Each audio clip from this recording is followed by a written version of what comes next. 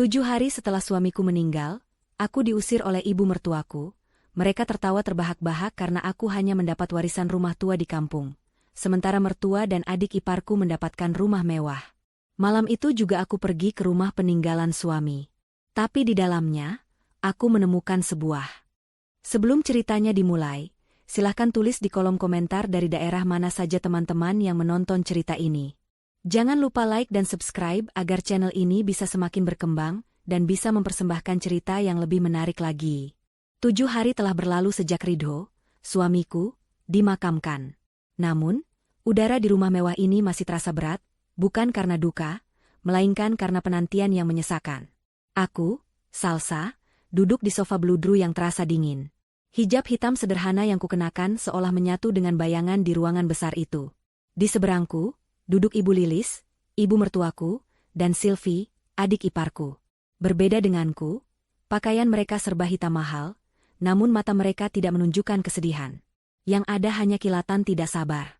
Mereka sudah menunggu hari ini, hari pembacaan surat wasiat. Aku masih mencoba memahami kenyataan bahwa Ridho telah tiada. Penyakit yang menggerogotinya dalam 6 bulan terakhir berjalan begitu cepat. Ridho menjadi lebih pendiam, lebih sering mengunci diri di ruang kerjanya. Aku mengira itu adalah caranya berdamai dengan takdir. Aku tidak pernah menyangka ada hal lain yang ia sembunyikan. Cinta Ridho padaku selalu terasa tulus, meski harus berbenturan dengan kebencian Ibu Lilis dan Sylvie yang tidak pernah disembunyikan. Sejak awal pernikahan kami, aku adalah menantu yang tidak diinginkan. Seorang wanita berhijab sederhana tanpa latar belakang keluarga kaya.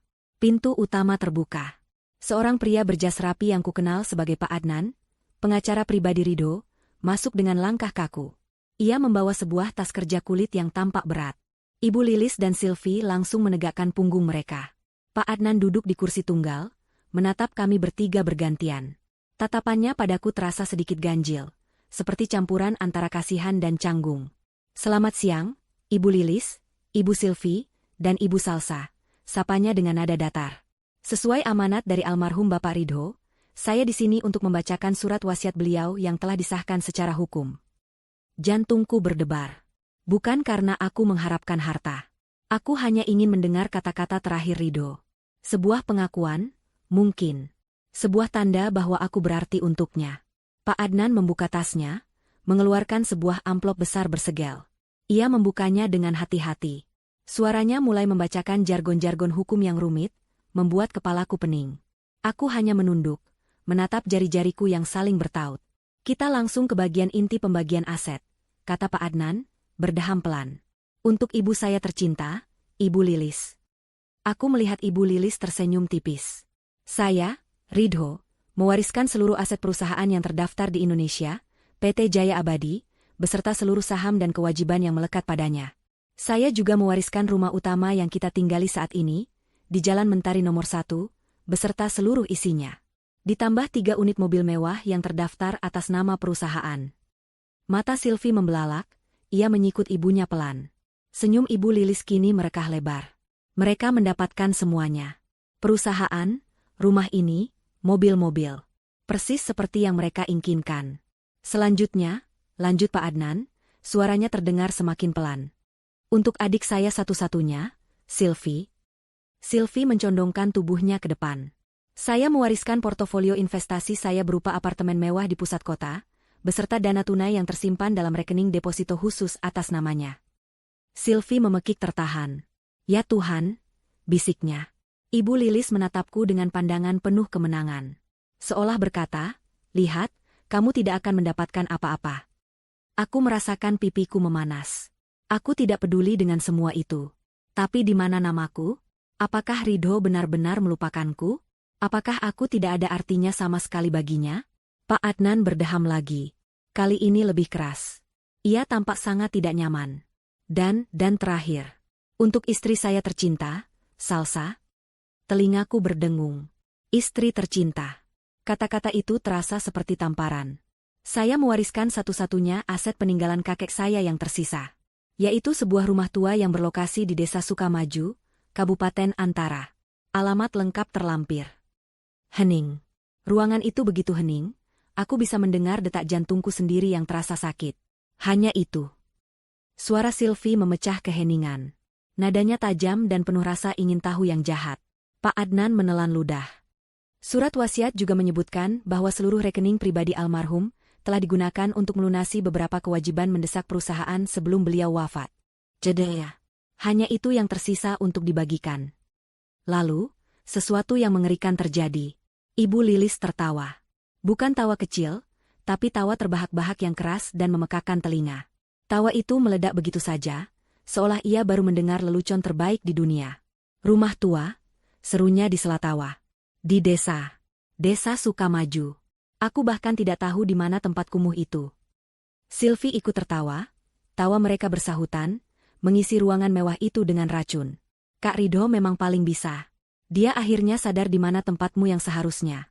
Salsa. Di gubuk. Bersama tikus-tikus desa. Air mataku akhirnya jatuh. Bukan karena aku kehilangan harta. Tapi karena penghinaan ini. Dan ini semua adalah skenario yang ditulis oleh Ridho. Suamiku sendiri. Pria yang kucintai. Pria yang berjanji akan melindungiku. Aku menatap Pak Adnan, mencari secercah penjelasan. Tapi pengacara itu buru-buru membereskan kertas-kertasnya. Tugas saya di sini sudah selesai. Salinan surat wasiat akan saya serahkan kepada Ibu Lilis sebagai eksekutor utama. Ia berdiri, mengangguk singkat, dan berjalan cepat keluar dari rumah, seolah melarikan diri dari pemandangan yang akan terjadi selanjutnya. Begitu pintu tertutup, tawa Ibu Lilis berhenti. Wajahnya langsung berubah menjadi dingin dan kejam. Ia menatapku seolah aku adalah kotoran di sepatunya. Kamu dengar itu, Salsa, desisnya. Kamu bukan siapa-siapa lagi di sini. Kamu hanya dapat rumah rongsokan. Jadi, untuk apa kamu masih di sini? Aku tergagap. Ibu, tapi ini rumahku juga. Maksudku, aku tinggal di sini bersama Mas Ridho. Dulu, bentak Sylvie. Sekarang ini rumah kami. Dan kami tidak sudi berbagi udara dengan wanita pembawa sial sepertimu. Kamu pikir kami tidak tahu? Sejak kamu menikah dengan Kak Ridho, bisnisnya mulai seret. Kamu tidak bisa memberinya keturunan. Kamu tidak berguna. Sylvie, cukup, kataku, mencoba mengumpulkan sisa harga diriku. Kenapa? Kamu mau mengadu pada Kak Ridho? Oh, maaf, dia sudah mati, ejek Sylvie. Ibu Lilis berdiri. Ia berjalan ke arahku dan menatapku dari atas ke bawah. Malam ini juga kamu pergi dari rumah ini. Apa? Tapi malam ini? Saya harus kemana? Tanyaku panik. Ke gubukmu, teriak Ibu Lilis. Pergi ke desa Sukamaju itu. Itu tempatmu sekarang. Sylvie, bantu dia berkemas. Tidak perlu, kata Sylvie sambil tersenyum licik. Dia datang ke rumah ini hanya membawa satu koper. Kan? Biar aku ambilkan. Sylvie berlari ke lantai atas, ke kamar yang pernah menjadi kamarku dan Ridho. Beberapa saat kemudian, ia turun sambil menyeret koper lamaku. Ia bahkan tidak repot-repot membawanya dengan benar. Ia melemparkannya ke lantai marmer di depanku. Beberapa helai pakaian dan satu hijabku menyembul keluar dari resleting yang terbuka paksa. Ambil barang-barangmu, kata Ibu Lilis dengan nada memerintah. Dan keluar. Aku tidak percaya ini terjadi. Ibu, di luar hujan. Aku tidak peduli. Ibu Lilis menarik lenganku dengan kasar, memaksaku berdiri. Ia dan Sylvie mendorongku ke arah pintu utama.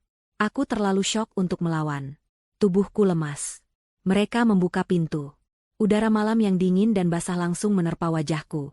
Hujan turun dengan derasnya. Pergi. Ibu Lilis mendorongku kuat hingga aku tersungkur di teras depan. Koperku dilempar menyusul, mendarat di genangan air. Pintu kayu yang berat itu dibanting hingga tertutup. Suara kunci yang diputar terdengar jelas dari dalam. Lalu, aku mendengar tawa mereka lagi, kali ini teredam oleh dinding tebal dan derasnya hujan. Aku terduduk di teras, basah kuyup dalam sekejap. Air hujan bercampur dengan air mata. Hijabku lepek menempel di pipi. Aku menatap rumah besar yang terang benderang itu. 7 hari yang lalu, aku adalah nyonya di rumah ini. Hari ini, aku diusir seperti pengemis. Aku memandang alamat di secari kertas yang diberikan Pak Adnan tadi. Desa Sukamaju. Aku tidak tahu di mana itu. Aku tidak punya siapa-siapa lagi. Tapi aku tidak bisa diam di sini. Rasa sakit akibat pengkhianatan Ridho dan kekejaman mertuaku membakar sisa tenagaku. Aku berdiri dengan gemetar. Menyeret koperku yang basah, aku berjalan menembus hujan, menjauhi rumah itu, menuju jalan raya. Aku akan pergi ke terminal bus. Malam ini juga, aku akan pergi ke rumah rongsokan peninggalan suamiku. Terminal bus antar kota adalah sebuah neraka kecil di bumi. Bau solar, keringat, dan sampah bercampur menjadi satu. Suara klakson dan teriakan para kenek bersahutan, menciptakan kebisingan yang memekakkan telinga. Bagi Salsa, yang seumur hidupnya setelah menikah dihabiskan dalam kenyamanan yang steril, tempat ini adalah guncangan budaya yang brutal. Orang-orang menatapnya. Wanita berhijab basah kuyup, menyeret koper mahal yang kotor oleh lumpur, terlihat sangat tidak pada tempatnya. Dia menemukan loket bus yang menuju ke arah Kabupaten Antara. Desa Sukamaju, tanya petugas loket dengan kening berkerut. Bus kami tidak sampai sana, Mbak. Paling dekat turun di pertigaan Antara. Dari sana, Mbak harus cari ojek atau angkutan desa. Itu pun kalau masih ada. Salsa tidak punya pilihan. Dia membeli tiket untuk perjalanan semalam. Dia menghabiskan sisa uang tunai di dompetnya. Uang yang dia ambil beberapa hari lalu untuk membeli bunga tabur di makam Ridho. Ironis. Bus ekonomi itu penuh sesak dan panas. Salsa berhasil mendapatkan tempat duduk di dekat jendela yang sedikit retak. Dia meletakkan kopernya yang berat di kakinya, memeluknya erat-erat seolah itu adalah satu-satunya harta yang tersisa. Bus mulai berjalan, meninggalkan gemerlap lampu kota yang kejam. Perjalanan itu adalah siksaan panjang. Setiap guncangan di jalan berlubang terasa seperti guncangan di hatinya. Hujan masih turun, menciptakan garis-garis air di jendela yang buram. Salsa menempelkan keningnya yang berhijab di kaca yang dingin. Pikirannya melayang. Kenapa, Ridho? Kenapa kamu lakukan ini padaku? Pertanyaan itu terus berputar tanpa jawaban. Dia mencoba mengingat Ridho. Bukan Ridho yang sakit dan pendiam di akhir hayatnya, tapi Ridho yang dulu. Pria yang menatapnya dengan cinta saat akad nikah. Pria yang selalu membelanya saat Ibu Lilis menghinanya di meja makan. Pria yang akan membawakan semangkuk bubur hangat saat dia sakit. Semua kenangan itu terasa seperti kebohongan sekarang. Apakah cinta itu palsu? Apakah semua kebaikan itu hanya sandiwara? Surat wasiat itu adalah bukti yang tidak terbantahkan. Ridho telah merencanakan ini. Dia ingin aku menderita. Dia ingin aku terbuang. Air matanya mengalir lagi, tapi kali ini dalam diam. Dia tidak ingin menarik perhatian penumpang lain. Dia menahan isak tangisnya hingga dadanya terasa sesak. Tiba-tiba, sebuah kenangan melintas. Sekitar 6 bulan lalu, saat penyakit Ridho baru didiagnosis, tapi mereka masih menyembunyikannya. Mereka duduk di taman belakang rumah. Ridho tampak murung sambil memandangi kolam ikan. Salsa, katanya pelan, suaranya serak. Jika suatu hari aku melakukan sesuatu yang menyakitimu, sesuatu yang tidak masuk akal bagimu, berjanjilah satu hal. Salsa menoleh, menggenggam tangannya yang mulai kurus. Apa, Mas? Apapun yang terjadi, percaya padaku, katanya, menatap lurus ke matanya. Aku mungkin harus membuat pilihan sulit. Tapi aku melakukan semuanya untuk melindungimu. Selalu. Ingat itu. Saat itu, Salsa mengira Ridho berbicara tentang pengobatannya. Mungkin dia akan menolak kemoterapi, atau semacamnya. Dia mengangguk. Aku selalu percaya padamu, Mas. Mengingat itu sekarang terasa seperti lelucon pahit. Melindungiku? Dengan cara apa? Dengan melemparku ke mertua yang kejam, dan memberiku rumah bobrok di antah berantah? Bagaimana mungkin itu bisa disebut perlindungan? Kata-kata itu kini terdengar hampa. Sebuah pengkhianatan di atas pengkhianatan lainnya. Bus terus melaju menembus kegelapan. Penumpang di sekitarnya tertidur dengan posisi yang tidak nyaman. Tapi Salsa tidak bisa memejamkan matanya. Dia terlalu takut. Takut akan masa depan.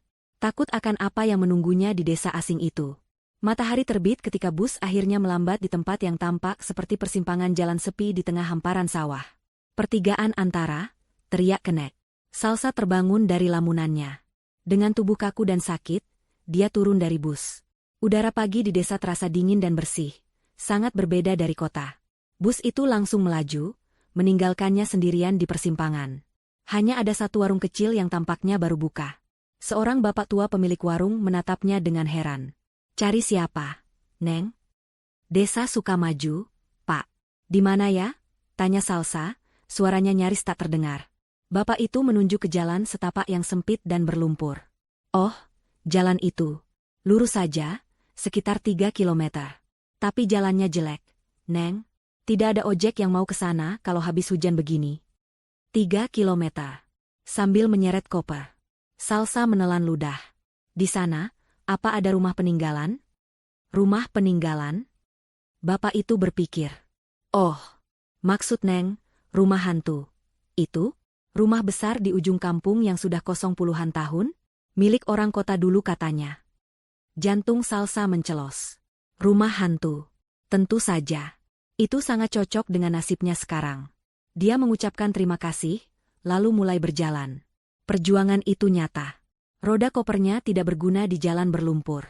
Dia harus mengangkatnya, lalu berjalan beberapa langkah, menurunkannya lagi untuk istirahat.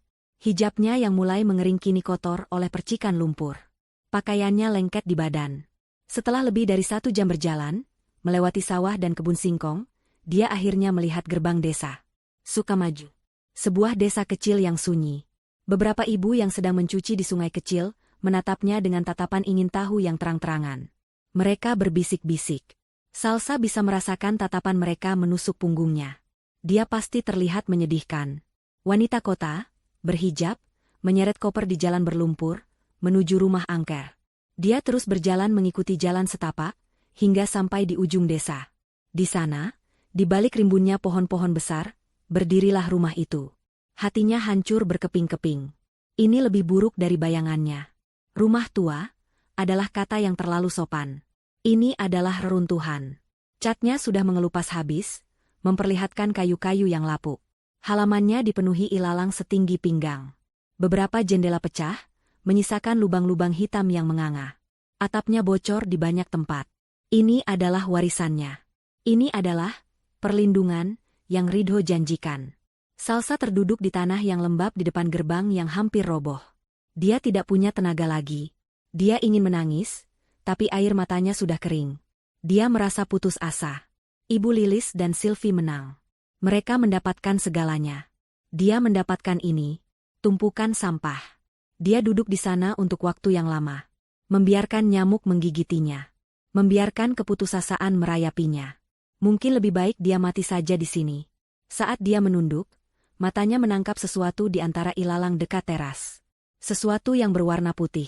Bunga. Bukan bunga liar. Dia bangkit perlahan, menyeret kakinya mendekat. Di sudut teras, di dalam sebuah pot terakota yang sudah pecah sebagian, tumbuh serumpun tanaman melati. Tanaman itu tampak terawat, kontras dengan kekacauan di sekitarnya. Daunnya hijau segar, dan beberapa kuncup bunga menebarkan aroma wangi yang samar. Aroma melati. Aroma yang sama dengan lilin yang diberikan Ridho padanya 6 bulan lalu.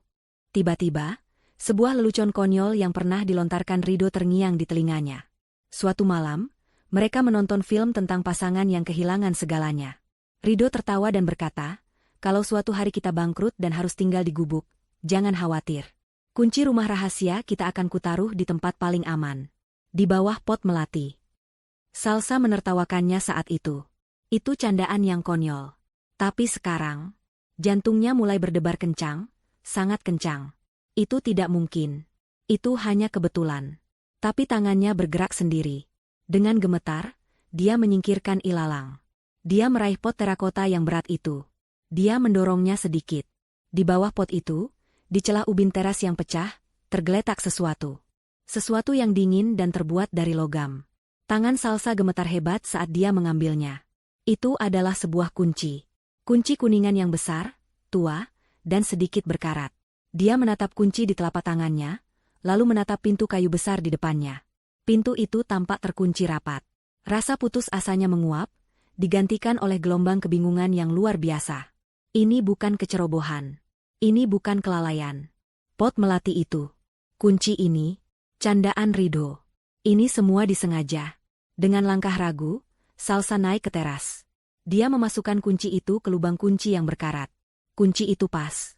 Dengan seluruh sisa tenaganya, dia memutar kunci itu. Terdengar bunyi klik yang keras, diikuti oleh suara derit yang memilukan. Pintu kayu berat itu bergeser, terbuka sedikit. Salsa mendorong pintu itu. Udara pengap dan bau debu tebal langsung menerpanya. Bagian dalam rumah itu gelap gulita. Tapi di antara bau debu dan kayu lapuk itu, Salsa mencium aroma lain. Aroma yang sangat samar, tapi dia kenal. Aroma kertas tua dan tembakau pipa. Aroma yang sama persis dengan ruang kerja pribadi Ridho di rumah mewah mereka. Salsa berdiri di ambang pintu, membeku. Ini bukan sekadar rumah tua. Ini adalah pesan. Dan dia tidak tahu apakah dia siap untuk mendengarnya. Salsa mendorong pintu itu lebih lebar. Udara pengap yang terperangkap di dalam rumah terasa berat di paru-parunya. Bau debu, kayu lapuk, dan kotoran kelelawar bercampur dengan aroma samar tembakau pipa dan kertas tua. Aroma Ridho. Jantungnya berdebar sangat kencang hingga terasa sakit. Dia menyeret kopernya yang basah melintasi ambang pintu dan masuk ke dalam kegelapan. Dia menyalakan senter dari ponselnya yang baterainya tinggal sedikit. Cahaya itu menyorot sebuah ruangan depan yang luas namun menyedihkan. Perabotannya ditutupi kain putih yang sudah berdebu tebal. Sarang laba-laba menggantung di setiap sudut. Lantai kayunya berderit di bawah setiap langkahnya. Jelas sekali rumah ini sudah lama, sangat lama, tidak ditinggali. Ini memang rumah hantu, persis seperti kata bapak pemilik warung tadi. Dia berjalan melewati ruang tamu, menuju koridor yang lebih gelap. Aroma Ridho semakin kuat, menuntunnya ke sebuah pintu di ujung lorong. Dia mendorongnya. Ini pasti ruang kerja yang dimaksud. Ruangan ini berbeda. Jika bagian rumah lainnya adalah kuburan perabotan, ruangan ini hidup. Meskipun debu tipis juga menyelimutinya, tempat ini jelas telah digunakan baru-baru ini. Ada meja kayu jati yang kokoh, kursi kerja kulit yang besar, dan rak-rak buku yang menjulang tinggi. Di atas meja, ada tempat pipa rokok yang kosong, sumber dari aroma yang familiar itu. Disinilah Ridho menghabiskan waktunya, di rumah bobrok di tengah desa antah berantah ini. Kenapa? Apa yang dia lakukan di sini? Mata Salsa, yang dibantu oleh cahaya ponsel, menyapu dinding. Dan di sana, di dinding di seberang meja, tergantung sesuatu yang sangat tidak pada tempatnya. Di antara dinding yang catnya mengelupas dan suasana pedesaan yang kental, tergantung sebuah lukisan modern dalam bingkai hitam yang mahal. Lukisan cat minyak itu menggambarkan pemandangan kota yang mendung, sebuah jembatan besar yang melintasi sungai yang lebar. Jembatan London. Salsa mendekatinya. Dia tidak pernah tahu Ridho menyukai seni, apalagi lukisan London. Kenapa lukisan ini ada di sini? Di gubuk ini? Dia menyentuh bingkai itu. Terasa kokoh dan berat. Dia mencoba mengangkatnya, tapi lukisan itu tidak bergerak. Sepertinya menempel erat di dinding. Rasa penasaran mengalahkan rasa lelah dan sedihnya. Dia memeriksa sisi-sisinya. Dia menekan-nekan permukaan lukisan itu. Tidak ada yang aneh. Tapi firasatnya mengatakan ada sesuatu di baliknya. Ini terlalu janggal. Rumah bobrok, tapi ada ruang kerja tersembunyi. Ruang kerja tersembunyi, tapi ada lukisan London yang mahal. Dia teringat film-film spionase yang sering ditonton Ridho. Dengan ragu, dia mencoba menggeser lukisan itu ke kiri. Tidak bergerak. Ke kanan. Juga tidak bergerak. Dia mencoba menarik bagian bawahnya. Terdengar bunyi klik pelan. Lukisan itu terayun ke depan seperti sebuah pintu kecil, memperlihatkan sebuah kotak logam kelabu yang tertanam di dalam dinding. Sebuah brankas. Bukan brankas tua berkarat, tapi brankas digital modern dengan papan tombol angka. Salsa mundur selangkah. Napasnya tercekat. Ini tidak mungkin. Ini adalah sebuah rencana. Sebuah rencana yang sangat rumit. Penghinaan Ibu Lilis dan Sylvie. Surat wasiat yang menyakitkan. Kunci di bawah pot melati. Dan sekarang, brankas di balik lukisan. Semuanya terhubung. Dia menatap papan tombol itu. Sandinya. Apa sandinya? Dia harus cepat. Baterai ponselnya sudah berkedip merah. Dia mencoba tanggal lahir Ridho. Beb. Salah. Dia mencoba tanggal lahirnya. Beb. Salah. Dia mencoba tanggal mereka pertama kali bertemu. Beb. Salah. Dia mulai panik. Apalagi? Tanggal berapa? Dia menatap lukisan jembatan London itu. Tidak ada petunjuk. Dia mencoba berpikir seperti Ridho. Pria itu, walau romantis, adalah orang yang logis dan sentimental dengan caranya sendiri. Lalu dia teringat. Tanggal pernikahan mereka. Tentu saja. Itu adalah hari di mana hidup mereka secara resmi dimulai. Jari-jarinya yang gemetar menekan 6 digit angka itu. 16, bulan 12, tahun 2019. Terdengar bunyi bip yang panjang dan merdu, diikuti dengan suara klik mekanis yang memuaskan. Lampu kecil di brankas berubah menjadi hijau. Pintu brankas yang tebal itu terbuka sedikit. Salsa menahan napas. Dia membukanya lebar-lebar. Cahaya redup dari ponselnya menyinari bagian dalam brankas. Isinya kosong. Hampir kosong. Jantungnya yang tadi berdebar kencang, kini serasa jatuh ke perut. Tidak ada tumpukan uang. Tidak ada batang emas. Tidak ada sertifikat rumah mewah lain. Tidak ada surat yang menjelaskan semuanya. Di dalamnya hanya ada 3 benda. Yang pertama, sebotol air mineral ukuran sedang.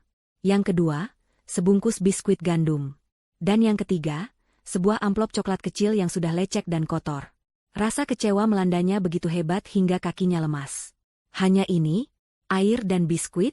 Apakah Ridho pikir dia akan kelaparan di sini? Dia meraih amplop lecek itu. Amplop itu sangat tipis. Dia merobeknya dengan tidak sabar. Isinya bukan surat. Bukan cek. Itu adalah selembar kertas yang dicetak rapi. Kertas tebal dengan logo maskapai penerbangan internasional ternama. Itu adalah sebuah tiket. Salsa membacanya, lalu membacanya lagi, tidak percaya dengan apa yang dilihatnya. Itu adalah tiket pesawat first class. Satu arah. Dari Jakarta menuju London, Inggris. Nama penumpang, Nyonya Salsa. Jadwal keberangkatan, besok pagi. Pukul 7.30. Salsa terduduk di lantai berdebu. Ponselnya akhirnya mati, membuat ruangan itu gelap total. Dia duduk dalam kegelapan, memegang tiket itu di tangannya. Besok pagi. Ridho tidak hanya tahu dia akan diusir. Dia tahu kapan dia akan diusir. Dia mengatur waktu pembacaan surat wasiat dengan sempurna. Dia memastikan Salsa tidak punya pilihan lain selain datang ke rumah ini. Dia memastikan Salsa menemukan kunci ini. Dan dia memastikan Salsa menemukan tiket ini tepat waktu. Ini bukan hukuman. Ini bukan pengkhianatan. Ini adalah sebuah pelarian yang diatur dengan presisi seorang ahli strategi. Rasa sakit di hatinya tergantikan oleh gelombang kebingungan yang dahsyat. Suaminya, Ridho, bukanlah pria sederhana yang dia kira. Dia adalah pria dengan rahasia yang sangat dalam. Dan rahasia itu sekarang ada di London. Malam itu adalah malam terpanjang dalam hidup Salsa. Dia tidak tidur. Dia duduk di kursi kerja Ridho yang berdebu, di dalam kegelapan total, memeluk lututnya. Rumah itu berderit dan mengerang ditiup angin malam. Suara tokek dan serangga malam terdengar riuh dari luar. Beberapa kali dia mendengar suara sesuatu berlari di loteng. Tikus. Mungkin. Dalam keadaan normal, dia akan lari ketakutan. Tapi sekarang, dia terlalu syok untuk peduli. Di tangannya, tiket ke London itu terasa seperti sepotong es sekaligus sepotong bara. Dingin karena ketidakmungkinan, panas karena harapan yang samar. Pikirannya berkecamuk. Apa yang harus dia lakukan? Pilihan pertama, tetap di sini. Di rumah hantu ini, dia punya sebotol air dan sebungkus biskuit. Setelah itu apa? Menjual tiket itu? Bagaimana caranya? Dia terjebak di desa terpencil. Dia harus berjalan 3 kilometer ke pertigaan, lalu naik bus kembali ke kota. Siapa yang mau membeli tiket atas nama Salsa dengan penerbangan kurang dari 12 jam lagi? Itu mustahil. Pilihan kedua, kembali ke kota. Kemana? Dia tidak punya keluarga lagi sejak ibunya meninggal. Teman-temannya adalah teman-teman dari lingkaran sosial Ridho, yang pasti sudah mendengar kabar, memalukan, tentang warisannya. Mereka tidak akan menolongnya. Mengemis pada Ibu Lilis dan Sylvie, bayangan tawa mereka, bayangan koper yang dilempar ke genangan air, sudah cukup untuk membuat perutnya mual. Tidak. Dia lebih baik mati di rumah ini daripada kembali ke sana. Pilihan ketiga, pergi ke London. Ini adalah pilihan paling gila. Dia tidak punya uang sepeser pun. Dia tidak punya pakaian ganti selain yang ada di koper basahnya. Dia tidak bisa berbahasa Inggris dengan lancar. Dia tidak kenal siapa-siapa di sana. Dia akan tiba di salah satu kota termahal di dunia sebagai seorang gelandangan berhijab. Tapi Ridho sudah mengatur semuanya. Air dan biskuit itu bukan hanya bekal. Itu adalah pesan. Kamu akan lapar setelah perjalananmu, makanlah ini sebelum berangkat besok. Tiket first class. Kenapa first class? Supaya dia bisa beristirahat di perjalanan? Supaya dia diperlakukan dengan baik? Dan lukisan jembatan London itu bukan hiasan. Itu adalah tujuan. Salsa meraba-raba meja dalam kegelapan. Tangannya menyentuh ponselnya yang mati. Dia butuh informasi lebih. Dia butuh sesuatu. Dia ingat di bus, dia sempat melihat sisa baterainya. Ponsel ini adalah satu-satunya barang berharganya. Dia harus mengisi dayanya. Tapi bagaimana? Listrik di rumah ini jelas sudah diputus. Dia bangkit, menggunakan sisa-sisa ingatan dari cahaya senter tadi. Dia meraba-raba dinding di dekat meja kerja. Tangannya menyentuh sesuatu yang dia kenali bentuknya. Stop kontak. Tentu saja. Jika Ridho membuat ruang kerja rahasia, dia pasti memastikan ada listrik. Tapi apakah berfungsi? Salsa membuka kopernya yang basah kuyup. Dia merogoh tas tangannya, mencari pengisi daya ponsel. Tangannya basah, tapi dia menemukannya. Dia kembali ke meja, meraba-raba colokan, dan memasukkannya. Tidak terjadi apa-apa. Salsa menghela napas. Tentu saja tidak berfungsi. Bodoh sekali dia.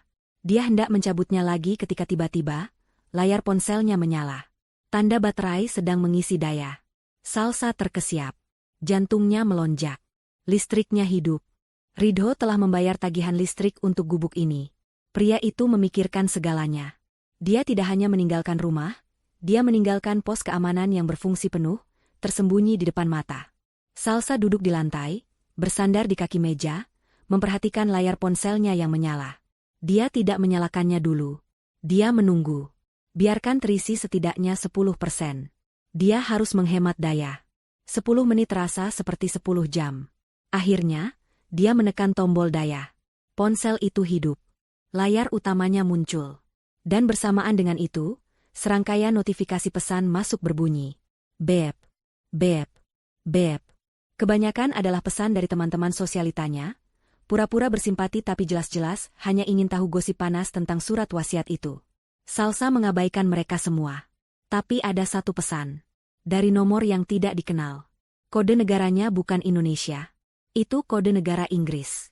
Pesan itu singkat, dikirim 2 jam yang lalu, tepat saat dia masih berada di dalam bus malam. Isinya. Suami Anda meminta saya untuk memastikan. Datanglah ke bandara. Jangan bawa apapun selain diri Anda dan identitas Anda. Semuanya sudah diurus. Tiket Anda ada di dalam brankas di balik lukisan. Kode brankas adalah tanggal pernikahan Anda. Kami menunggu Anda di London. Salsa membaca pesan itu 5 kali. Jari-jarinya gemetar begitu hebat hingga ponselnya hampir jatuh. Kami menunggu Anda. Ada, kami. Bukan hanya dia. Ada seseorang di London yang menunggunya. Seseorang yang tahu tentang brankas itu. Seseorang yang tahu kodenya. Seseorang yang bekerja untuk Ridho. Semua keraguan sirna dalam sekejap.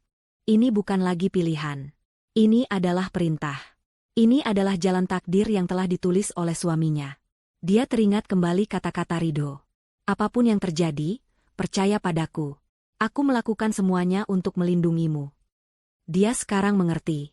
Ridho tidak melindunginya dari Ibu Lilis dan Sylvie. Dia melindunginya dengan menggunakan keserakahan Ibu Lilis dan Sylvie. Dia tahu mereka akan mengusir Salsa. Dia tahu mereka akan melakukannya malam itu juga.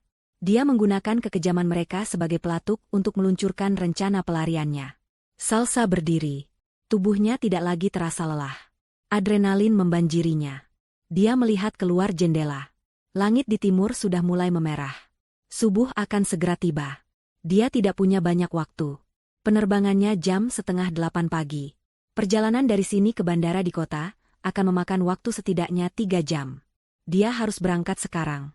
Dia menyambar botol air dan biskuit. Dia memasukkannya ke dalam tas tangannya. Dia mengambil KTP, paspor lamanya, dia bersyukur dia menyimpannya, dan tiket itu. Hanya itu. Pesan itu bilang, jangan bawa apapun. Dia melihat ke koper basahnya. Pakaian-pakaian itu, hijab-hijabnya, semua kenangan tentang kehidupannya yang lama. Dia menutup resletingnya dan meninggalkannya begitu saja di tengah ruang kerja. Dia akan pergi persis seperti yang diminta, hanya dengan dirinya sendiri. Dia berjalan keluar dari rumah tua itu, tidak lagi merasa takut. Dia menutup pintu, tapi tidak menguncinya. Dia berjalan cepat melintasi halaman yang penuh ilalang, menuju jalan setapak berlumpur. Di gerbang desa, dia berhenti sejenak. Dia mengambil secari kertas dari sakunya. Alamat rumah tua yang diberikan Pak Adnan. Dengan korek api yang dia temukan di meja kerja Ridho, dia membakar kertas itu. Dia melihatnya menjadi abu, terbang tertiup angin pagi. Tidak ada jalan untuk kembali. Dia tidak tahu apa yang menunggunya di London. Dia tidak tahu siapa, kami, yang mengirim pesan itu. Dia tidak tahu rahasia apa yang Ridho sembunyikan. Tapi satu hal yang dia tahu pasti. Dia bukan lagi korban yang menangis di pinggir jalan. Dia adalah Salsa. Dan dia sedang dalam perjalanan untuk mengambil kembali takdirnya. Dia mulai berlari kecil menuju pertigaan jalan raya. Perjalanan kembali ke kota adalah kebalikan dari perjalanannya semalam. Jika semalam dia bergerak dalam selubung duka dan keputusasaan, Pagi ini dia bergerak didorong oleh adrenalin yang membara dan kebingungan yang akut. Salsa berhasil mendapatkan ojek dari pertigaan jalan raya. Dia tidak peduli tatapan aneh si tukang ojek saat wanita berhijab kotor ini memintanya mengebut ke terminal bus terdekat. Dia membayar pria itu dengan sisa uang terakhir dari dompetnya, menyisakan hanya beberapa lembar ribuan yang tidak akan cukup bahkan untuk membeli air minum. Dia menaiki bus pertama menuju kota, tidak peduli bus itu penuh sesak. Dia berdiri di dekat pintu, berpegangan erat, mengabaikan bau keringat dan tatapan curiga penumpang lain. Pikirannya hanya terfokus pada jam. Dia harus tiba di bandara sebelum pukul 6.30.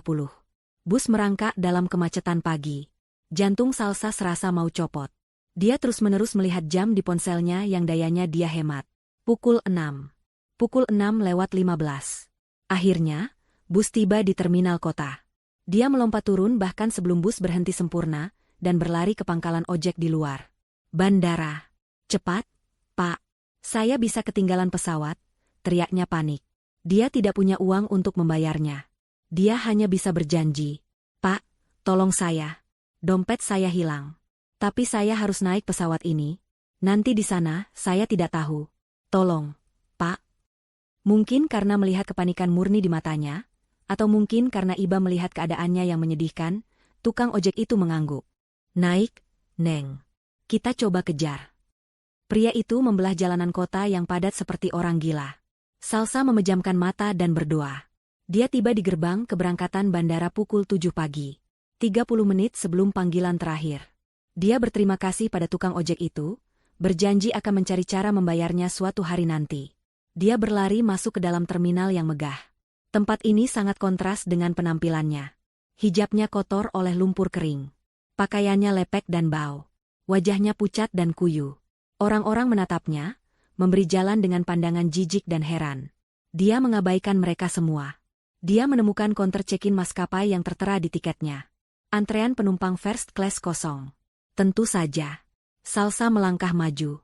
Petugas wanita yang cantik dan wangi itu tersenyum, namun senyumnya sedikit membeku saat melihat penampilan Salsa. Ya, Ibu. Ada yang bisa saya bantu? Tanyanya, suaranya sopan namun matanya menilainya dari atas ke bawah. Saya mau check-in, kata Salsa, suaranya gemetar. Dia menyodorkan paspor lamanya yang sedikit lecek dan tiket yang tercetak di kertas biasa. Petugas itu mengambilnya. Dia menatap tiket, lalu menatap Salsa, lalu menatap tiket itu lagi. Keningnya berkerut. Dia mulai mengetik di komputernya.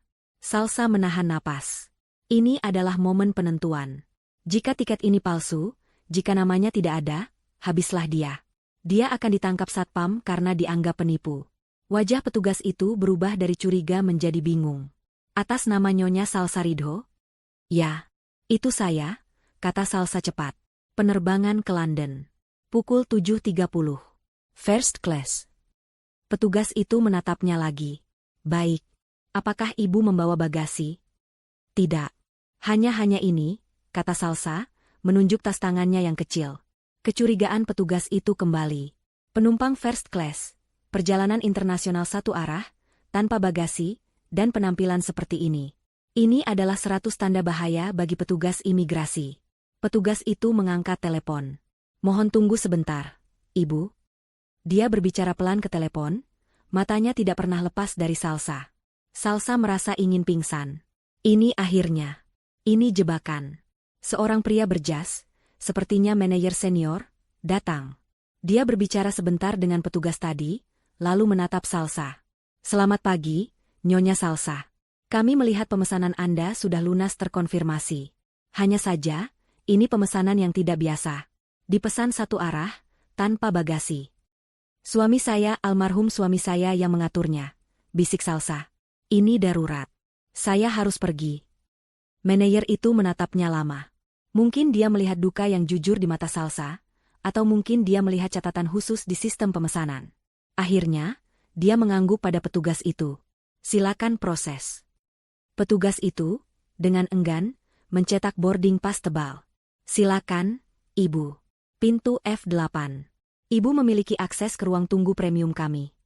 Salsa mengambil boarding pass itu seperti mengambil ijazah kelulusan. Terima kasih.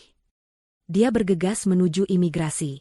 Petugas imigrasi juga menatapnya lama, tapi paspornya asli dan boarding pass-nya sah. Dia dicap keluar. Dia berhasil. Dia menemukan ruang tunggu premium. Dia masuk dengan ragu. Tempat itu mewah, sunyi, penuh dengan pebisnis yang membaca koran dan minum kopi. Mereka semua menatapnya saat dia masuk. Salsa merasa seperti kuman di atas piring porselen yang bersih. Dia tidak peduli. Dia melihat papan petunjuk toilet. Dia bergegas masuk. Di dalam toilet pribadi yang mewah, dia mengunci pintu dan menatap cermin. Wajah yang balas menatapnya adalah wajah orang asing. Pucat, mata merah, hijab berantakan. Dia membuka keran air hangat, mengambil sabun wangi, dan mulai mencuci wajah dan tangannya. Dia membersihkan noda lumpur di gamisnya sebisa mungkin. Dia merapikan hijabnya. Dia tidak terlihat bagus, tapi setidaknya dia terlihat seperti manusia. Dia keluar tepat saat panggilan terakhir untuk penerbangannya diumumkan. Dia berjalan ke pintu F8. Dia menunjukkan boarding pass-nya. Petugas itu menyobeknya. "Selamat menikmati penerbangan Anda, Nyonya." Salsa berjalan menyusuri lorong belalai gajah, jantungnya berdebar di setiap langkah. Dia melewati barisan penumpang kelas ekonomi yang mengantre. Dia berbelok ke pintu khusus first class. Seorang pramugari yang sangat ramah menyambutnya dengan senyum tulus. "Selamat pagi, Nyonya Salsa. Selamat datang. Silakan, tempat duduk Anda di 1A." Salsa masuk ke dalam kabin. Itu bukan sekadar kursi. Itu adalah sebuah ruangan kecil pribadi, dengan pintu geser, televisi besar, dan kursi berlapis kulit yang bisa menjadi tempat tidur. Salsa duduk dengan canggung. Rasanya salah. 12 jam lalu, dia duduk di bus ekonomi yang bau solar. "Boleh saya tawarkan minuman sebelum lepas landas, Nyonya Salsa? Mungkin segelas sampanye atau jus jeruk." "Air putih saja." "Terima kasih," bisik Salsa. Pramugari itu tersenyum dan segera kembali dengan sebotol air mineral dingin. Pesawat mulai bergerak. Salsa mencengkeram erat lengan kursi. Saat pesawat lepas landas, mendorongnya kembali ke kursi, air matanya menetes. Dia meninggalkan Indonesia. Dia meninggalkan tanah airnya, meninggalkan makam Ridho, meninggalkan hidupnya yang hancur. Dia terbang menuju sesuatu yang tidak dia ketahui sama sekali. Sepanjang penerbangan 14 jam itu, Salsa tidak bisa tidur. Dia terlalu tegang, terlalu cemas. Pramugari menawarinya makanan-makanan mahal yang namanya tidak bisa dia ucapkan. Dia hanya makan sedikit roti dan buah. Sisa waktunya dihabiskan untuk menatap awan di luar jendela. Pikirannya berpacu. Dia memutar ulang setiap kejadian. Tawa Ibu Lilis dan Sylvie. Itu terasa begitu jauh sekarang. Surat wasiat itu pasti palsu. Bukan palsu secara hukum, tapi palsu dalam niat. Itu adalah umpan. Umpan untuk mengeluarkan Salsa dari sarang ular. Tapi apa yang menantinya di London? Siapa? Kami, yang mengirim pesan itu? Apakah ini sindikat kejahatan? Apakah Ridho terlibat utang besar dan menjualnya? Tidak. Tidak mungkin. Ridho tidak akan melakukan itu. Pesan itu berbunyi, semuanya sudah diurus. Apa yang diurus? Lalu dia teringat kata-kata Ridho. "Aku melakukan semuanya untuk melindungimu."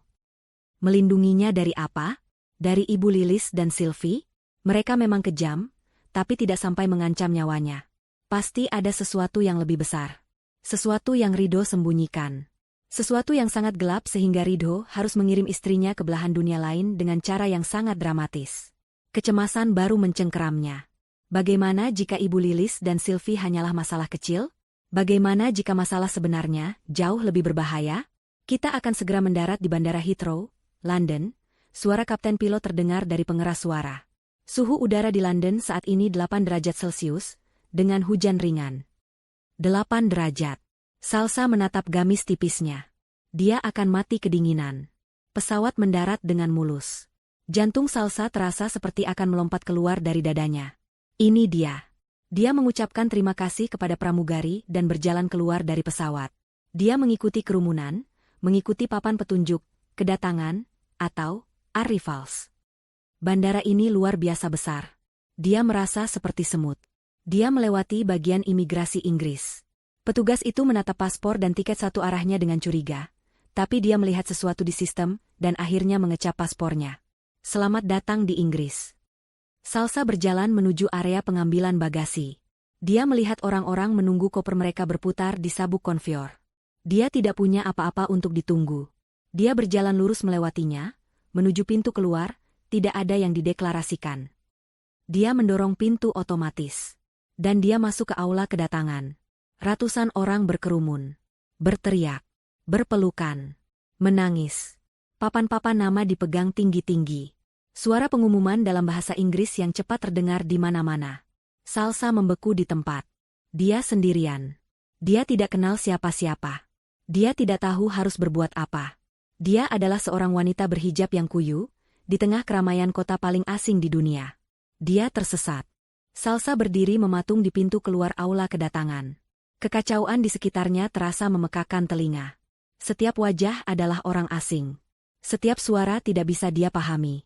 Rasa panik yang dingin mulai merayapi punggungnya, lebih dingin dari udara 8 derajat yang menyusup dari pintu otomatis. Apa yang dia lakukan? Dia benar-benar gila. Seharusnya dia tetap di Indonesia. Setidaknya di sana dia bisa mengemis dalam bahasa yang dia mengerti. Di sini, dia bahkan tidak tahu bagaimana caranya meminta tolong. Pesan itu, kami menunggu Anda. Dia memaksa matanya untuk fokus. Dia mulai memindai lautan wajah, mencari seseorang yang mungkin terlihat seperti sedang mencari orang tersesat. Dia melihat puluhan pengemudi berjas memegang papan nama. Mr. Smith. Dr. Patel. Keluarga Johnson. Tidak ada yang untuknya. Tentu saja tidak. Ini semua adalah kesalahan besar. Dia hendak berbalik, mungkin untuk duduk di lantai di sudut dan menangis, ketika matanya menangkap sesuatu. Di tengah kerumunan, sedikit jauh dari yang lain, berdiri seorang pria. Dia sangat tinggi, Kaukasia, dengan rambut perak yang disisir rapi.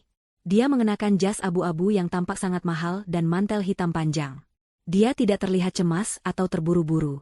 Dia hanya berdiri di sana dengan ketenangan yang berwibawa.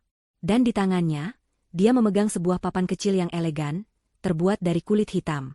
Di atasnya, tertulis dengan huruf emas yang rapi. Nyonya Salsarido. Dunia salsa berhenti berputar. Itu namanya. Namanya. Bukan hanya salsa. Tapi Nyonya Salsarido. Sebuah gelar yang menegaskan statusnya. Pria itu melihatnya. Mata mereka bertemu. Salsa melihat mata biru pucat yang tajam namun tidak mengancam. Pria itu tidak tersenyum. Tapi dia sedikit mengangkat dagunya. Sebuah isyarat pengakuan. Dia sepertinya tidak terkejut sama sekali dengan penampilan Salsa. Dia tidak peduli dengan hijab yang kotor atau gamis yang lecek. Dia melihatnya seolah dia sudah menduga kedatangan Salsa dalam kondisi persis seperti ini. Salsa mulai berjalan. Setiap langkah terasa berat, seolah dia berjalan di dalam air. Kakinya gemetar. Ini nyata. Pria ini nyata. Nama itu nyata. Dia berhenti tepat di depan pria itu. Dia harus mendongak untuk menatap wajahnya. Saya Salsa, bisiknya. Suaranya serak dan pecah. Pria itu tersenyum tipis. Itu bukan senyum kasihan. Itu adalah senyum penuh hormat. Hormat yang tulus. Sesuatu yang sudah lama tidak Salsa terima, bahkan dari mertuanya sendiri. Pria itu membungkukkan badannya sedikit. Sebuah gerakan yang sopan dan formal. Lalu, dalam bahasa Indonesia yang fasih dan jelas, meskipun dengan aksen asing yang kental, dia mengucapkan 7 kata. 7 kata yang memecahkan realitas Salsa dan membangunnya kembali dari awal. Selamat datang, Nyonya. Ini semua warisan Anda yang sesungguhnya. Salsa terdiam. Syok. Dia pasti salah dengar. Telinganya berdengung karena tekanan kabin. Dia pasti berhalusinasi karena kurang tidur dan kelaparan. Apa? Tanyanya, suaranya nyaris tak terdengar. Apa? Apa maksud Anda? Warisan? Warisan saya rumah tua di desa. Pria itu menggeleng pelan. Itu bukan warisan, Nyonya. Itu adalah ruang tunggu. Sebuah tes yang dirancang oleh suami Anda untuk memastikan Anda aman dan jauh dari Indonesia sebelum kami bisa menjemput Anda. Kami?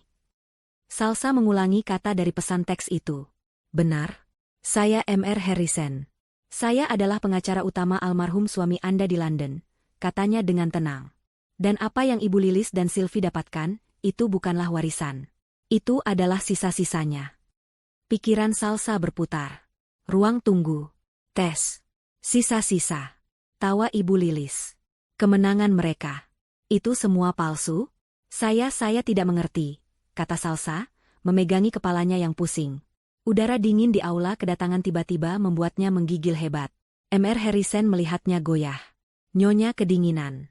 Penjelasan ini terlalu panjang untuk dibicarakan di bandara. Mobil sudah menunggu. Mari. Dia tidak menunggu jawaban Salsa. Dia berbalik dan mulai berjalan dengan langkah panjang. Dia bergerak dengan keyakinan seseorang yang terbiasa memimpin. Salsa, tanpa pikir panjang, mengikutinya seperti anak itik mengikuti induknya. Dia adalah satu-satunya hal yang masuk akal di dunia yang gila ini. Mr. Harrison tidak membawanya ke area taksi biasa. Dia membawanya melewati pintu khusus menuju tempat parkir pribadi. Di sana, di bawah langit London yang kelabu, sebuah mobil sedan hitam berhenti. Mobil itu sangat besar, sangat hitam, dan sangat berkilau. Itu adalah sebuah Rolls-Royce. Seorang pria berseragam membungkuk dan membukakan pintu belakang. Salsa berhenti. Ini terlalu berlebihan. 24 jam yang lalu, dia diusir dari rumahnya. Dia naik bus ekonomi yang kotor. Dia berjalan kaki 3 kilometer di jalan berlumpur.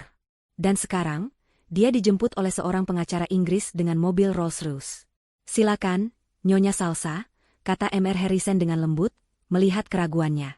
Ini semua milik Anda. Milikku? Dengan kaki gemetar, Salsa masuk ke dalam mobil. Interiornya dilapisi kulit krem yang lembut dan kayu yang hangat. Karpetnya lebih tebal dari selimut terbaik yang pernah dia miliki. Rasanya seperti masuk ke dalam kepompong yang aman dan mewah. Pintu ditutup dengan bunyi tut yang pelan dan solid, meredam semua kebisingan bandara. Tiba-tiba, di dalam sangat sunyi, Mr. Harrison duduk di kursi yang menghadapnya. Mobil itu mulai melaju tanpa suara. Salsa menatap keluar jendela. Gedung-gedung asing, mobil-mobil yang melaju di sisi jalan yang salah, tulisan-tulisan yang tidak dia mengerti. Dia benar-benar ada di London. Dia menoleh ke Mr. Harrison, yang menatapnya dengan sabar. Tolong, bisik Salsa. Tolong beritahu saya apa yang terjadi. Saya pikir suami saya membenci saya. Saya pikir dia membuang saya. Mr. Harrison menghela napas panjang. Wajahnya melembut dengan simpati. Sebaliknya, Nyonya Salsa, Tuan Rido sangat mencintai Anda. Dia menghabiskan tahun terakhir hidupnya bukan untuk melawan penyakitnya, tapi untuk merencanakan ini. Untuk melindungi Anda. Melindungi saya dari apa? Dari keluarganya sendiri, kata Mr. Harrison. Dan dari kebenaran tentang siapa dia sebenarnya. Kebenaran? Suami Anda, kata Mr. Harrison, nadanya datar, bukanlah sekadar pengusaha biasa dari Indonesia.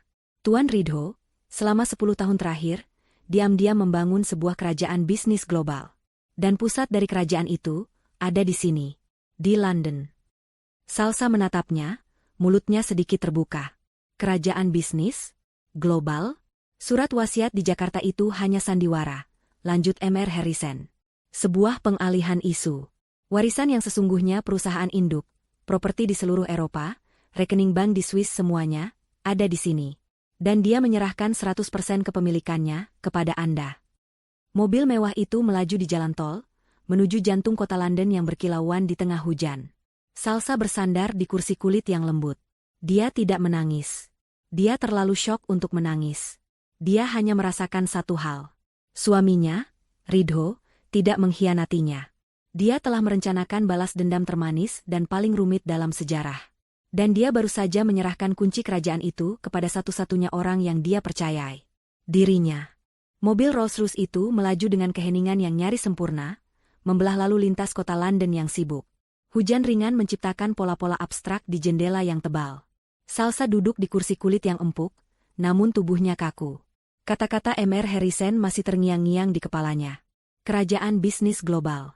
Warisan yang sesungguhnya. 100% milik Anda.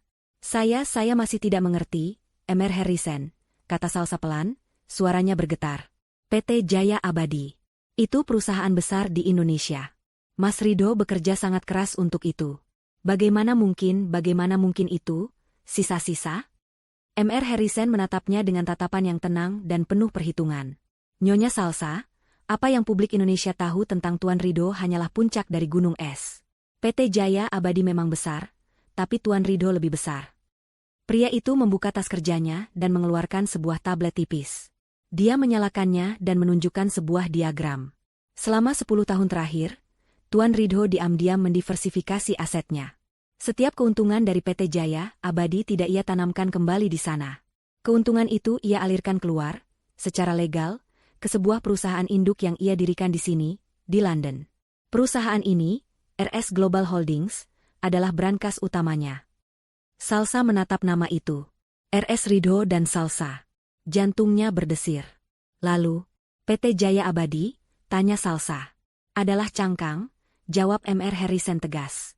6 bulan terakhir, saat Tuan Ridho tahu waktunya tidak banyak, dia mempercepat rencananya. Dia tahu karakter ibu dan adiknya. Dia tahu mereka serakah, materialistis, dan hanya peduli pada status. Mr. Harrison menggeser layar tabletnya, menunjukkan daftar aset. Rumah mewah yang mereka tempati. 3 mobil sport. Apartemen mewah untuk Sylvie.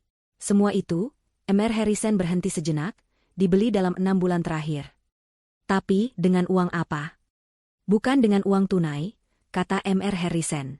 Tuan Ridho membelinya menggunakan utang. Pinjaman bank dalam jumlah besar.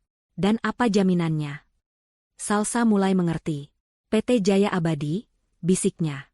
Tepat, kata Mr. Harrison.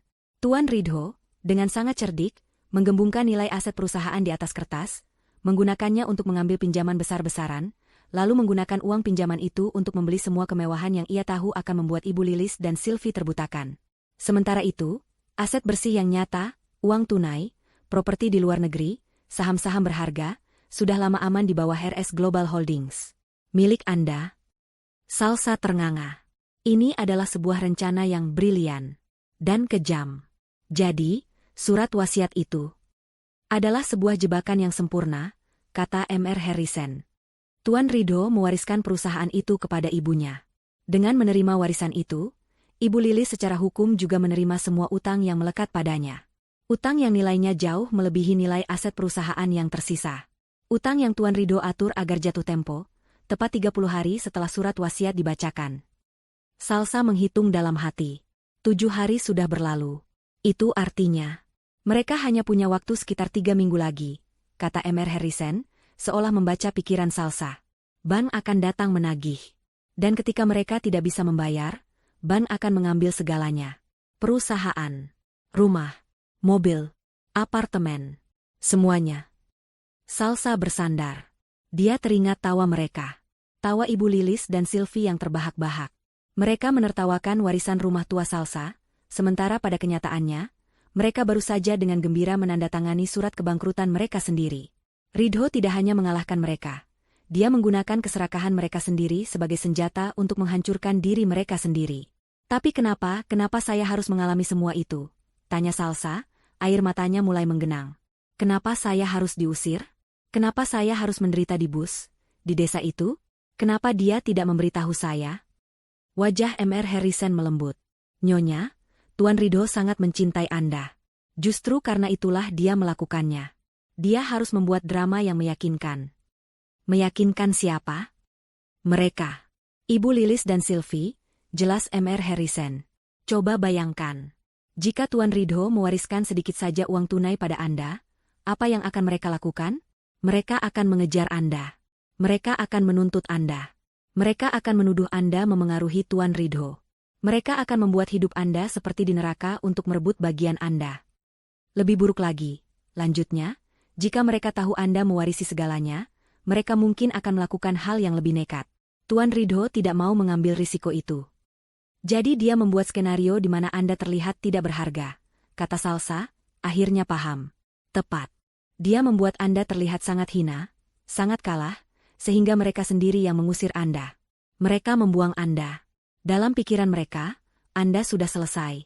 Anda adalah masalah yang sudah hilang. Mereka tidak akan pernah mencari Anda. Mereka akan terlalu sibuk menikmati kemenangan mereka, sampai semuanya terlambat. Rumah di desa itu, lanjut Mr. Harrison, adalah pos aman. Tempat singgah. Dia tahu Anda akan diusir malam itu juga.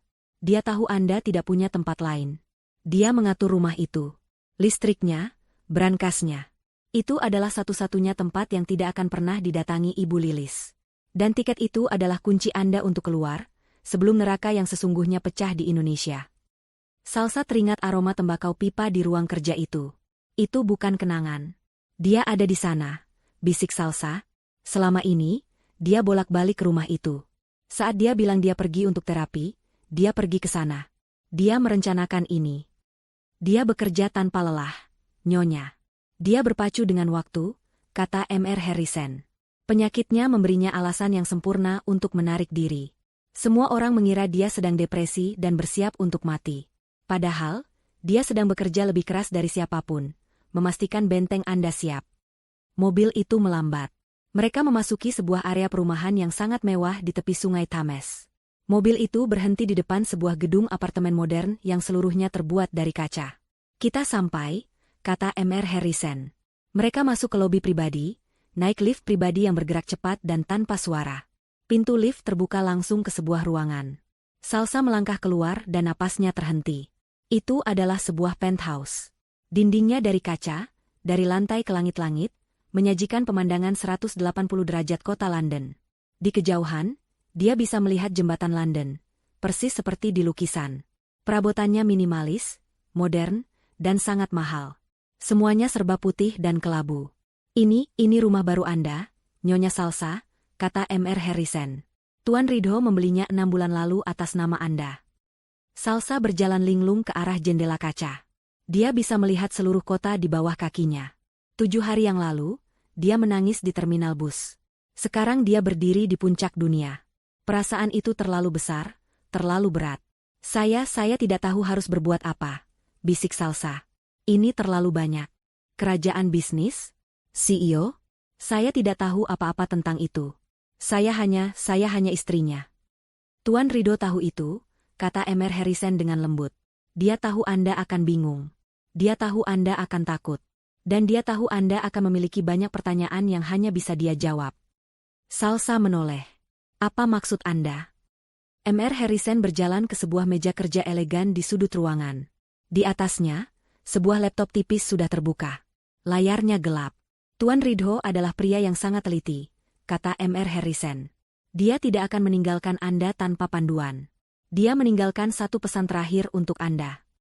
Mr. Harrison menyentuh trackpad laptop itu. Layarnya menyala. Sebuah file video sudah siap di tengah layar. Foto thumbnail video itu adalah wajah suaminya. Saya akan memberi Anda waktu pribadi, Nyonya, kata Mr. Harrison, berjalan menuju pintu lift. Di kamar tidur utama, ada pakaian bersih dan semua yang Anda butuhkan. Tuan Ridho sudah menyiapkannya. Pintu lift tertutup, meninggalkan Salsa sendirian di apartemen yang sunyi dan mewah itu. Dia menatap layar laptop. Foto Ridho seolah balas menatapnya. Dengan tangan gemetar, dia berjalan mendekat dan menekan tombol play. Video dimulai. Layar berkedip sejenak, lalu wajah Ridho memenuhi layar. Salsa terkesiap. Pria di video ini adalah suaminya, tapi sekaligus bukan. Dia sangat kurus. Pipi yang dulu sering Salsa cubit, kini tirus. Matanya cekung, namun di dalamnya ada api yang menyala terang. Dia duduk di kursi yang tidak Salsa kenali, sepertinya di kamar hotel, bukan di rumah. Dia mengenakan kaos sederhana. Di latar belakang, terdengar suara sirene samar, suara kota asing. Dia pasti merekam ini di salah satu perjalanannya ke London. Ridho di layar terbatuk pelan, lalu dia tersenyum. Senyum lelah yang meremukan hati Salsa. Sayangku, Salsa. Suara itu, suara serak yang sangat dia rindukan. Air mata yang sejak tadi dia tahan, kini mengalir deras. Jika kamu menonton ini, lanjut Ridho, itu artinya rencana kita berhasil. Itu artinya kamu berhasil keluar. Kamu selamat. Dan kamu ada di London. Dia berhenti sejenak, menatap lurus ke kamera, seolah dia bisa melihat menembus waktu dan menatap langsung ke mata Salsa di penthouse itu. Dan itu juga artinya, aku sudah tidak ada. Maafkan aku, sayang. Maafkan aku.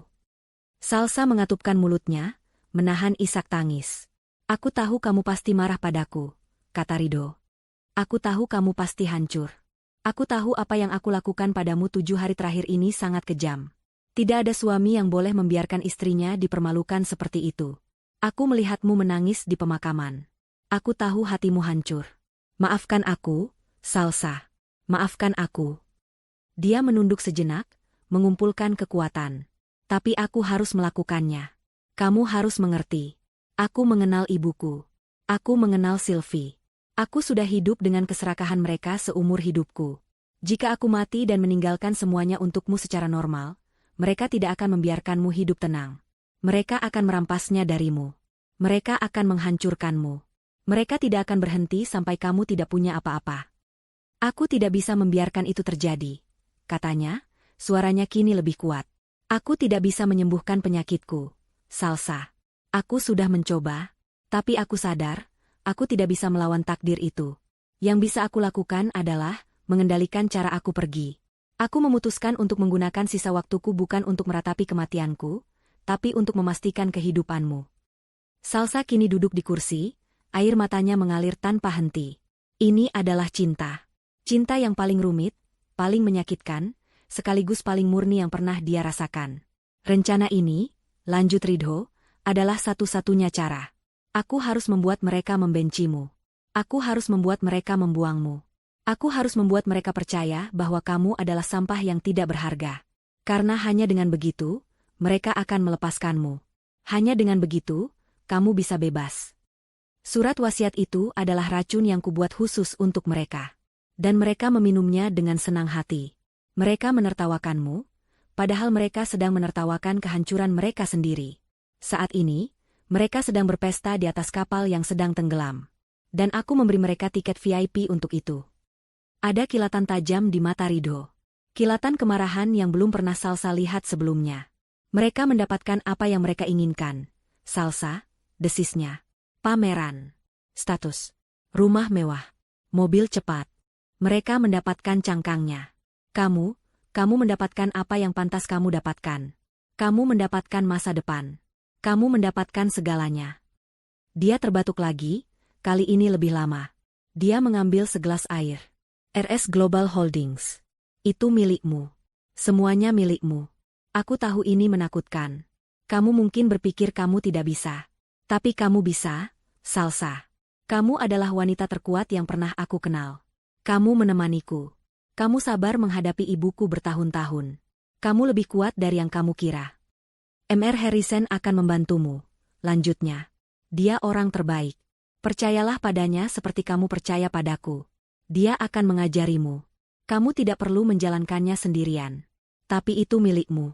Itu adalah perisaimu. Itu adalah bentengmu. Tidak akan ada lagi yang bisa mengusirmu. Tidak akan ada lagi yang bisa melemparkan kopermu ke jalan. Kamu aman sekarang.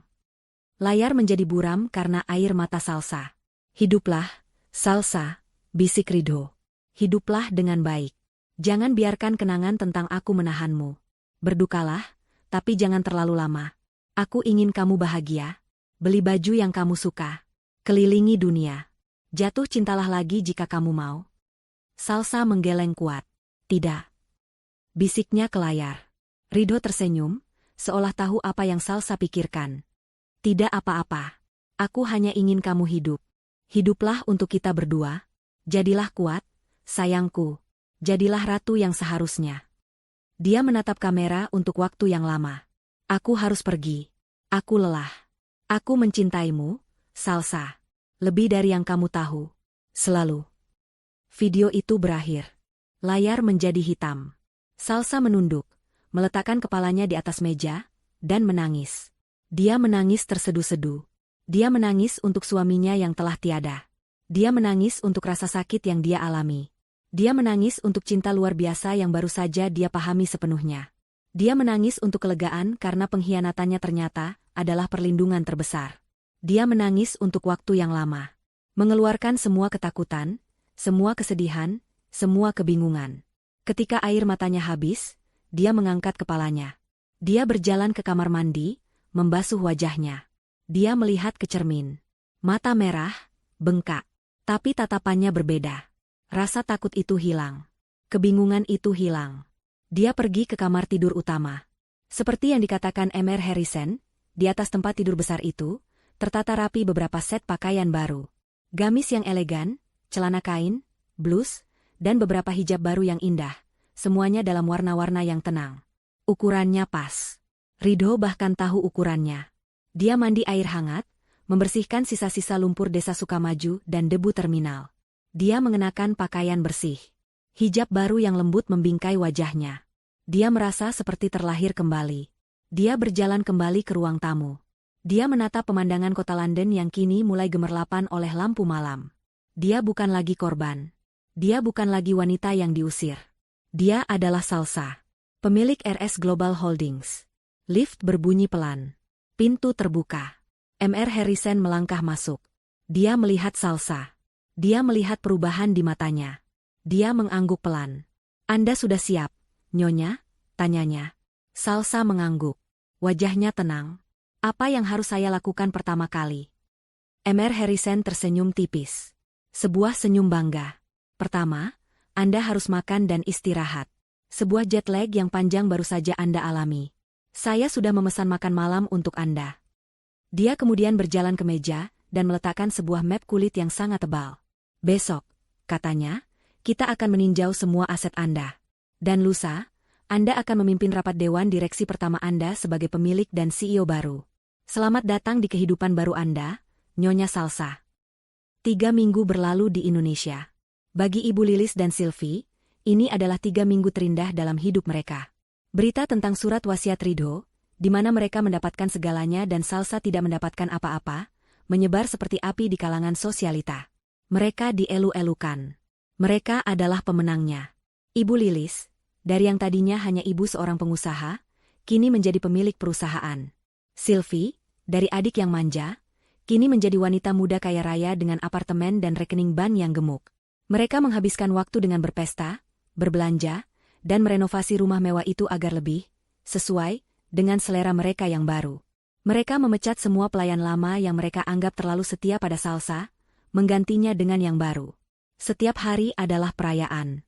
"Aku masih tidak percaya Kak Ridho akhirnya sadar," kata Sylvie suatu sore, sambil mencoba gaun baru di depan cermin. Dia akhirnya tahu siapa keluarga yang sebenarnya. Wanita kampung itu benar-benar enyah.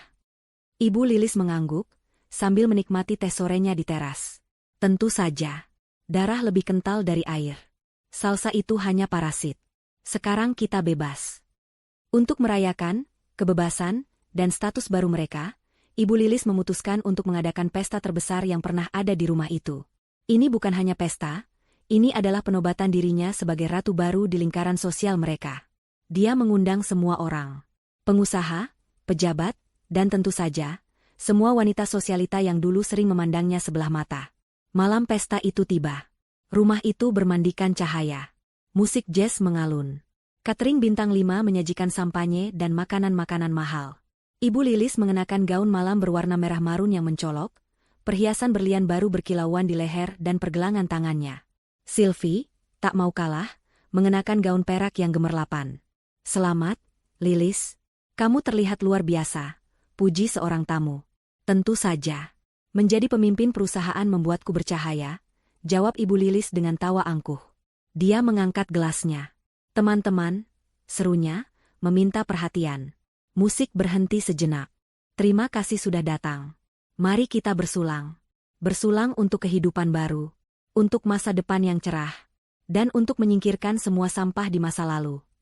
Para tamu bersorak dan bertepuk tangan, meski beberapa dari mereka saling berbisik tentang betapa kasarnya ucapan itu. Tepat saat Ibu Lilis hendak meminum sampanyenya, bel pintu berbunyi. Bukan bunyi bel biasa, tapi bunyi yang ditekan berkali-kali, keras, dan tidak sabar. Ibu Lilis berdecak kesal. Siapa sih yang tidak sopan itu? Satpam. Satpam berlari tergopoh-gopoh ke gerbang. Beberapa saat kemudian, gerbang itu terbuka paksa. Sekelompok orang masuk. Ada sekitar 10 orang. Mereka tidak mengenakan pakaian pesta. Mereka mengenakan jas hitam yang kaku dan wajah yang sangat serius.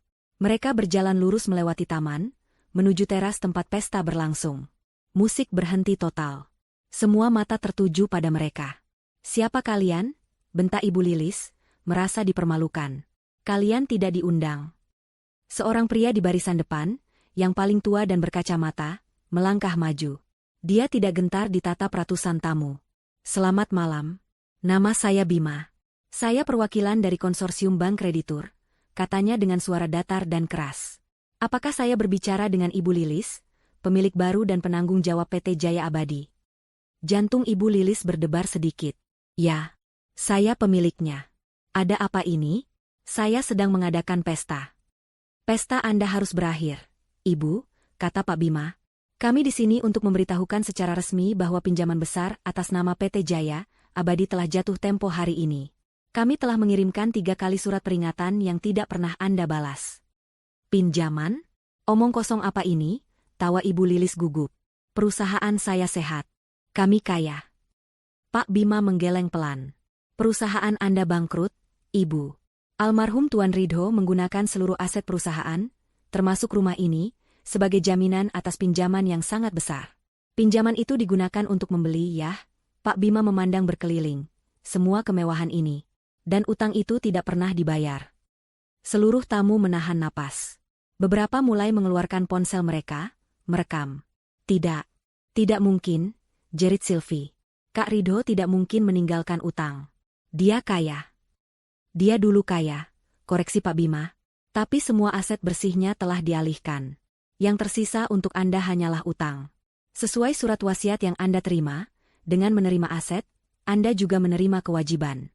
Dan kewajiban Anda saat ini bernilai 3 kali lipat dari nilai rumah dan perusahaan ini. Wajah Ibu Lilis menjadi pucat pasi. Tidak, ini bohong. Ini pasti akal-akalan Salsa. Wanita licik itu. Pak Bima tidak menggubrisnya. Dia memberi isyarat kepada orang-orang di belakangnya. Mereka adalah jurusita. Kami memiliki surat perintah penyitaan dari pengadilan. Kami akan menyita rumah ini, seluruh isinya, dan semua kendaraan yang terdaftar atas nama perusahaan. Malam ini juga. Tidak, teriak Ibu Lilis. Para jurusita mulai bergerak masuk ke dalam rumah. Mereka mengabaikan para tamu yang terkejut. Mereka mulai menempelkan stiker, disita, di atas lukisan, di sofa bludru, di televisi layar datar yang besar. Pergi dari rumah saya, raung Ibu Lilis, mencoba mendorong salah satu petugas.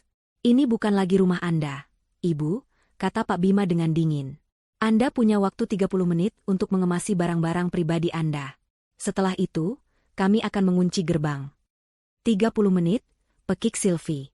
Tasku, perhiasanku, mobilku. Sylvie berlari ke garasi. Dia menjerit ngeri. Mobil sport barunya sudah dinaikkan ke atas truk derek. Jangan, turunkan. Itu mobilku. Seorang petugas lain menghampirinya. Maaf, Nona. Mobil ini dibeli atas nama perusahaan. Ini milik bank sekarang. Seluruh pesta berubah menjadi kekacauan. Para tamu, yang tadinya memuji-muji, kini berbisik-bisik dan tertawa di balik tangan mereka. Ini adalah skandal terbesar tahun ini. Mereka merekam wajah Ibu Lilis yang histeris dan Sylvie yang menangis meraung-raung. Dalam sekejap, status yang mereka banggakan hancur lebur. Ibu Lilis dan Sylvie, dalam kepanikan, berlari ke kamar mereka. Tapi mereka tidak bisa berpikir jernih. Mereka hanya mengambil tas tangan dan beberapa perhiasan yang sedang mereka pakai. 30 menit berlalu begitu cepat. 2 orang petugas keamanan yang tegap, yang dibawa oleh bank, memegangi lengan Ibu Lilis dan Sylvie. Lepaskan aku. Ini rumahku. Lepaskan. Mereka diseret. Persis seperti mereka menyeret Salsa.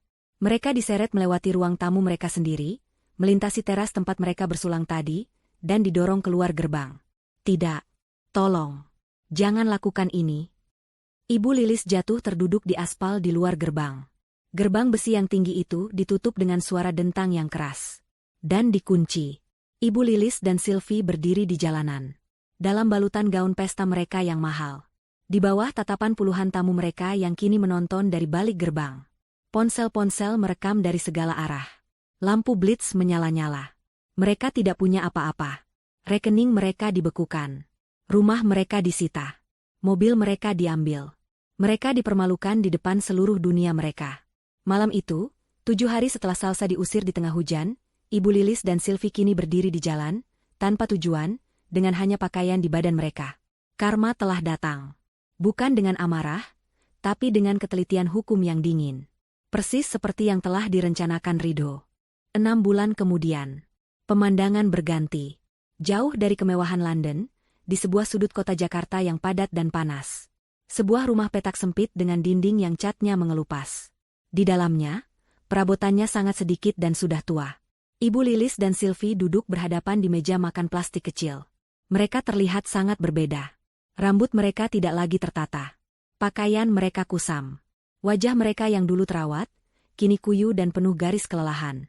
Gara-gara kamu, desis Ibu Lilis, menunjuk Sylvie dengan garpu. Kalau saja kamu tidak boros. Kalau saja kamu memeriksa rekening bank. Kita bisa menjual sesuatu sebelum mereka datang. Aku, balas Sylvie tak kalah sengit. Ini semua salah ibu. Ibu yang serakah. Ibu yang menandatangani surat wasiat itu tanpa membacanya dengan teliti. Ibu yang terlalu sibuk pamer sampai tidak mengecek surat peringatan dari bank. Ini semua salah ibu. Berani kamu bicara begitu padaku, anak tidak tahu diuntung. Aku tidak tahu diuntung? Ibu yang menghancurkan hidup kita. Sekarang lihat. Kita makan nasi dengan garam. Teman-temanku tidak ada yang mau mengangkat teleponku. Kita jadi bahan tertawaan se-Indonesia. Mereka terus bertengkar. Saling menyalahkan. Saling membenci. Hubungan ibu dan anak yang dulu didasari oleh keserakahan dan status bersama, kini hancur berkeping-keping begitu fondasinya hilang. Mereka terjebak. Terjebak dalam kemiskinan yang mereka ciptakan sendiri, dibenci oleh semua orang yang dulu menjilat mereka. Itu adalah neraka pribadi mereka. Pemandangan berganti lagi. Ribuan mil jauhnya, di London. Di lantai tertinggi sebuah gedung pencakar langit yang berkilauan, sebuah ruang rapat dewan direksi yang sangat modern. Di luar jendela kaca, pemandangan kota London terhampar megah di bawah langit biru yang cerah. Di ujung meja rapat yang terbuat dari kayu mahoni gelap, duduk seorang wanita. Dia adalah Salsa. Transformasinya sangat luar biasa. Dia tidak lagi terlihat seperti wanita yang ketakutan dan bingung. Dia mengenakan setelan bisnis berwarna biru tua yang dirancang khusus untuknya, pas dan berwibawa. Hijab sutra berwarna krem membingkai wajahnya yang tenang dan penuh percaya diri. Matanya tajam, fokus, dan cerdas. Dia sedang memimpin rapat. Di sekelilingnya duduk belasan eksekutif senior, pria dan wanita parubaya dari berbagai negara. Oleh karena itu, kata Salsa, suaranya jelas dan tegas, dalam bahasa Inggris yang fasih, investasi kita di sektor energi terbarukan di Asia Tenggara tidak akan kita tunda. Proyeksi laba jangka panjangnya sejalan dengan visi filantropi yang telah digariskan oleh almarhum suami saya. Mr. Harrison, tolong pastikan tim hukum menyelesaikan akuisisi lahan di Vietnam minggu depan. Mr. Harrison, yang duduk di sebelahnya, mengangguk bangga. Baik, Nyonya CEO. Para eksekutif lain mengangguk setuju. Mereka tidak lagi melihat Salsa sebagai istri yang berduka. Mereka melihatnya sebagai pemimpin yang cerdas dan visioner. Dalam 6 bulan, dengan bimbingan tanpa lelah dari Mr. Harrison dan tekad baja dari dirinya sendiri, Salsa telah mempelajari segalanya. Keuangan, hukum, manajemen. Dia belajar seperti orang gila, didorong oleh keinginan untuk menghormati warisan Ridho. Rapat selesai, kata Salsa. Para eksekutif berdiri, membereskan berkas mereka, dan meninggalkan ruangan satu persatu, mengangguk hormat pada Salsa. Kini hanya tersisa Salsa dan Mr. Harrison. Luar biasa, Nyonya Salsa, kata Mr. Harrison, senyum tipis tersungging di bibirnya. Tuan Ridho akan sangat bangga. Salsa tersenyum. Senyuman tulus pertama yang terasa ringan. Terima kasih, Mr. Harrison. Tapi ini semua berkat bimbingan Anda. Dan rencana Ridho. Saat itu, sebuah email masuk di laptopnya. Subjeknya, laporan final, Jakarta. Itu adalah email dari tim investigator swasta yang dia sewa untuk memantau situasi di Indonesia. Dia membukanya.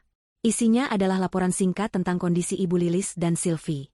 Foto rumah petak mereka. Laporan tentang pertengkaran mereka yang setiap hari didengar tetangga. Laporan bahwa mereka mencoba meminjam uang dari kerabat jauh, namun ditolak. Mereka kini benar-benar terisolasi dan miskin. Salsa membaca laporan itu tanpa ekspresi. Tidak ada rasa senang. Tidak ada rasa kasihan. Yang ada hanya rasa selesai. Bab itu telah ditutup. Mr. Harrison melihatnya membaca. Kabar dari rumah. Salsa mengangguk. Dia menutup laptopnya. Mereka mendapatkan apa yang mereka pilih, katanya pelan.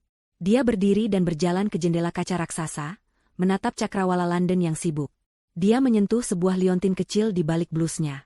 Liontin yang dia buat, berisi foto pernikahan kecilnya dengan Ridho. Dia bukan lagi Salsa yang menangis di terminal bus. Dia bukan lagi korban yang diusir. Dia telah mengambil alih takdirnya. Dia telah memenuhi pesan terakhir Ridho. Dia kuat. Dia menatap kota di bawahnya, bukan sebagai pengungsi, tapi sebagai pemiliknya. Dia menghirup napas dalam-dalam, merasakan kedamaian yang akhirnya dia dapatkan. Keadilan telah ditegakkan. Bukan oleh amarah, tapi oleh kecerdasan. Dan kini, hidupnya yang baru telah benar-benar dimulai.